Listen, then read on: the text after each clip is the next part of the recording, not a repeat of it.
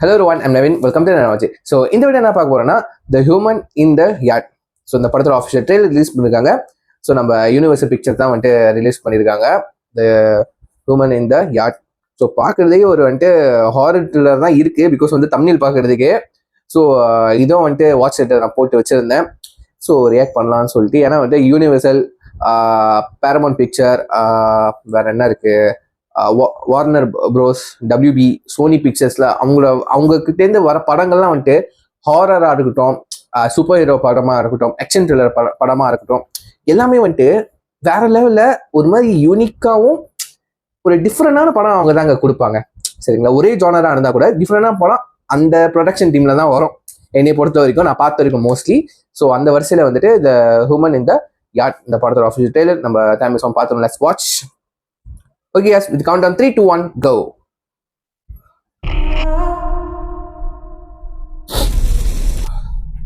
When the sun is bright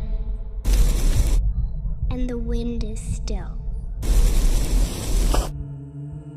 she comes to you like a sudden chill.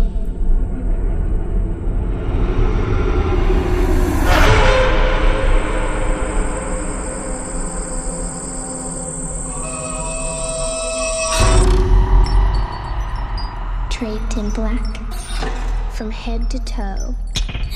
How she got there, you'll never know.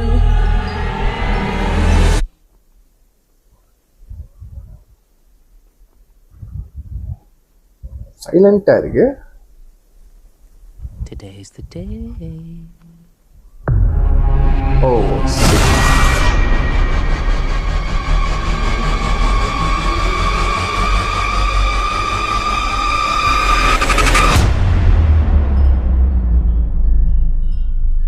Today's the day.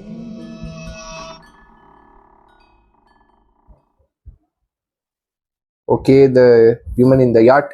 So அந்த human தான் என்ன பண்ண போறான்னு தெரியல.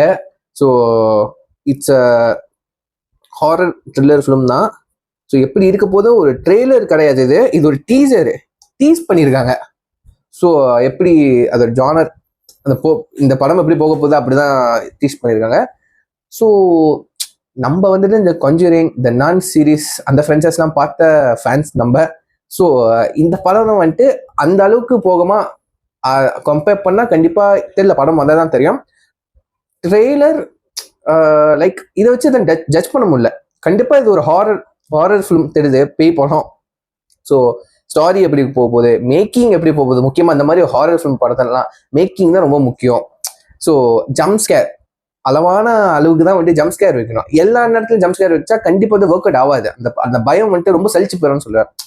அந்த jump scare very இன்ட்ரெஸ்டிங்கான ஒரு விஷயம் தெரியுமா பேய் படத்துல. என்னை பொறுத்த வரைக்கும் அது ஒரு மீட்டர் செட் பண்ணிருப்பாங்க. அந்த மீட்டருக்குள்ளேயே அந்த ஜம்ப் ஸ்கேர் வைக்கணும். ஒன்னு குறவா வைக்கக்கூடாது, கூட வைக்கக்கூடாது.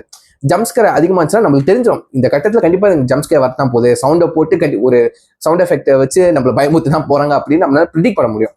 ஸோ அதே ஒரு இன்ட்ரெஸ்டிங்கான விஷயம். ஸோ அந்த மாதிரி விஷயங்கள்லாம் வந்து சின்ன சின்ன பாயிண்ட்ஸ் வந்து எப்படி இந்த படத்துல வந்து யூஸ் பண்ண போறாங்க, மேக்கிங் வாய்ஸ் எப்படி எந்த அளவுக்கு குவாலிட்டியா வரப்போகுது, அது ஒரு கியூரியஸா இருக்கு எனக்கு. ஸோ இந்த ட்ரெயிலர் பார்த்து உங்களுக்கு பிடிக்காம கமெண்ட் பண்ணிட்டு சொல்லுங்க, நான் பார்த்து தெரிஞ்சுக்கிறேன். ஸோ இது சொல்லி வீடியோ முடிச்சுக்கிறேன். See you next video. I'm Navin. Take care. Bye.